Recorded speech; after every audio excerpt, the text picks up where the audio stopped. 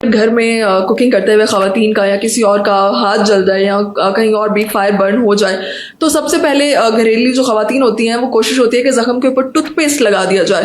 तो ये टूथपेस्ट लगाना ठीक है या फिर ये ज़ख़म को और भी ज़्यादा ख़राब कर देता है? It's very interesting question. Burn is the most painful story in two ways.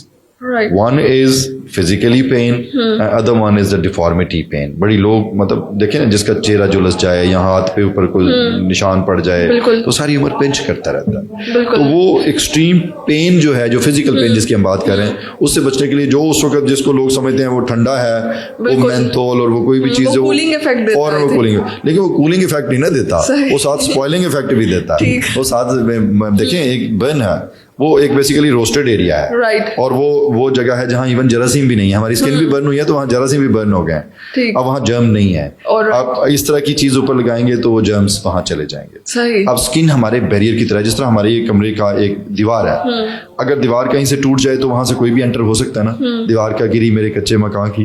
तो इसी तरह जब कहीं से स्किन ब्रेक हुई तो वहां से जर्म जाना शुरू हो जाते हैं अंदर बॉडी में। इट्स बेसिकली अ बैरियर जो ब्रेक हो गया। सही। अब अगर हम उसके ऊपर इस तरह की चीजें लगाना शुरू करेंगे तो वो इन्फेक्शन, वो बड़े बड़े मसाइल हो जाते हैं, उससे जख्म इतना गहरा हो जाता है, जो कि बर्न कम था अब वो डीप हो गया, उसके अंदर रेशा पड़ गया, कई दफे मतलब इतना डीप हो जाता है कि पहले तो हमें अच्छी खासी वो इन्फेक्शन से फाइट करनी पड़ जाती है। ओके। तो उसका सबसे आसान तरीका जो हम बर्न में बताते हैं स्टैंडर्ड वे में, कि आप उसके ऊपर पानी डाल लें, ड्रिंकेबल वाटर, नॉर्मल टेम्परेचर का, ठंडा भी नहीं, नॉर्मल टेम्परेचर का पानी, और वो प्लेंटी ऑफ वाटर। इसका रूल ऑफ 15 भी है कि 15 मिनट के लिए 15 डिग्री सेल्सियस का टेम्परेचर का जो वाटर है वो डालते रहे 15 मिनट कम से कम। अच्छा। ज्यादा डाल जाए तो अच्छा है, तो उससे बड़ी सूदिंग भी हो जाती है और इसका जो बर्न का जो डैमेज है वो भी कम हो जाता है। राइट। फिर एक मिथ आती है जो लोग कहते हैं कि पानी डालेंगे तो छाला बन जाए। एग्जैक्टली। ये बड़ी इंटरेस्टिंग सी बात है। तो ये छाला बन जाए, मैं कहता हूँ, मैं तो दुआ करता हूँ कि मेरे जो पेशेंट जिनके भी बर्न हुए, अल्लाह करे सारों के छाले बन जाए। अच्छा, ऐसा क्यों?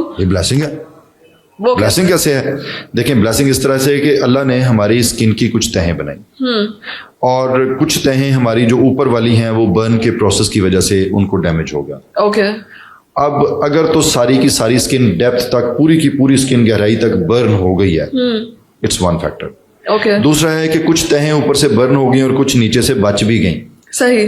अगर सारी की सारी स्किन बर्न हो गई है तो छाला नहीं बनेगा। सही।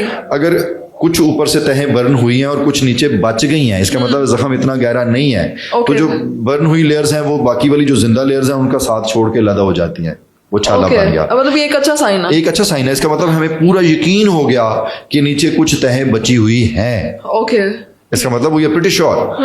एंड सेकंड इज, आपने देखा जो ऐसे बर्न का जो छाला जब बन जाता है उसके अंदर एक खास किस्म का पानी होता है, वो हमारे ब्लड से निकला होता है, और वो ब्लड के अंदर से निकला हुआ जो पानी है वो उसके अंदर अल्लाह ताला ने हमारे बहुत सारे हीलिंग के केमिकल्स रखे हुए हैं। उनसे ये जख्म बड़ी जल्दी ठीक हो जाते हैं। सही। इंटरेस्टिंगली, जो छाले आप फाड़ेंगे नहीं, उनकी केयर करेंगे, ये वो छाले हैं जो कि जल्दी भी ठीक हो जाएंगे और उनके निशान भी नहीं पड़ेंगे।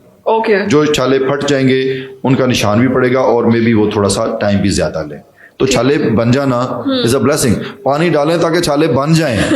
मतलब जो लोग पहले पानी नहीं डाल रहे थे वो डालना चाहिए, उन्हें डालना चाहिए। नॉर्मल टेम्परेचर का पानी इन अ लॉट ऑफ क्वांटिटी, वो प्लेंटी ऑफ वाटर वो डालते जाएं, ताकि उससे डैमेज जो है वो लिमिट हो जाए, तो उससे फिर आसानी हो जाती है। अच्छा डॉक्टर साहब, फायर बर्न्स के जो निशान पड़ जाते हैं, फिर लोग चाहते हैं कि उन्हें जल्द से जल्द जो है वो खत्म हो जाए, उनको डेफिनेटली कॉम्प्लेक्स का शिकार हो जाते हैं या और बड़े मसले। देखिए, निशान पड़ने की एक प्रॉब्लम भी वही है, इटियोलॉजी भी वही है कि पहले अगर वूंड अगर तो गहरा है तो ज़ाहिर उसका निशान और तरह का होगा, सुपरफिशियल है तो उसका निशान और तरह का होगा।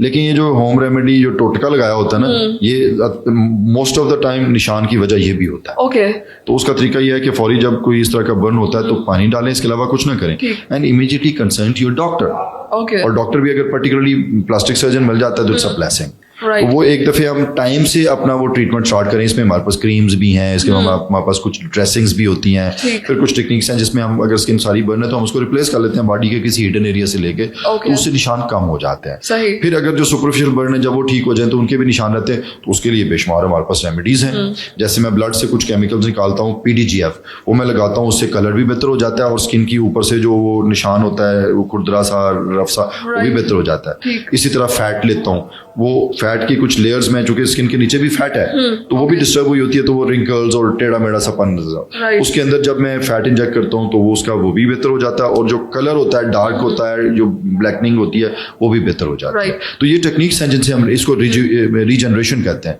तो रीजनरेशन टेक्निक से हम इनको निशानों को भी, और ये घरेलू टोटके जो हैं ओ भाई उसके तो माफी कराएं उससे। तो मैं अपने नाज़रीन को कहता हूँ जो हमें सुन रहे हैं, they should be wiser enough now onwards, कि उनको तो अब ये रेमेडी नहीं करनी, उनको तो स्टैंडर्ड रेमेडी करनी है। कम से कम अगर स्टैंडर्ड रेमेडी अवेलेबल ना भी हो तो कम से कम गलत तो ना करें। एग्जैक्टली।